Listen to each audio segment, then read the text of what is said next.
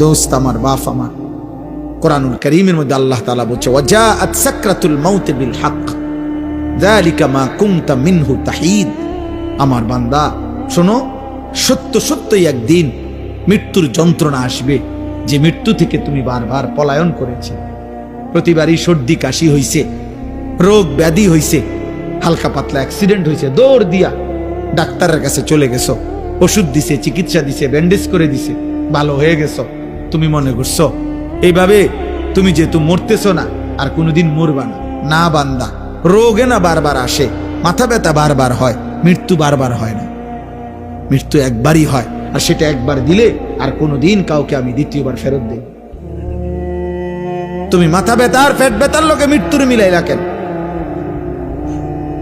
তুমি হালকা পাতলা অ্যাক্সিডেন্টকে মৃত্যুর সাথে মিলাইলা কেন? ওয়াজাআত সাকরাতুল মাউত বিল হক। আল্লাহ তাআলা বলেন মৃত্যুর যন্ত্রণা আসবেই আসবে। বাবা, মালাকুল মউত আজরাইল জান কবজ করার আগে মানুষের মৃত্যু যন্ত্রণা শুরু হয়। প্রথম সাকরাতুল মউত বলে এটাকে। এই মৃত্যু যন্ত্রণা পৃথিবীর সর্বশ্রেষ্ঠ ঈমানদারেরও হয়, সর্বনিকৃষ্ট কাফেরেরও। আমাদের প্রিয় নবী সাল্লাল্লাহু আলাইহি ওয়াসাল্লাম থেকে শুরু করে সমস্ত আম্বিয়াদেরও, আউলিয়াদেরও, সাহাবাদেরও মৃত্যুর যন্ত্রণা ছিল, সমস্ত বেঈমান কাফেরদেরও মৃত্যু যন্ত্রণা ছিল।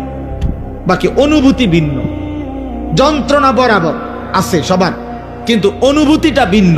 ঈমানদার যখন মৃত্যু যন্ত্রণা শুরু হয়, তার দিল খুশি হয়ে যায়, সে ভাবে আমার রবের মুলাকাত, আমার বন্ধুর মুলাকাতের সময় হয়ে গেছে। বেঈমান নাফরমান পাপী মৃত্যু যন্ত্রণার মুহূর্তে পাগল হয়ে যায়, অস্থির হয়ে যায়, অস্থির হয়ে যায়।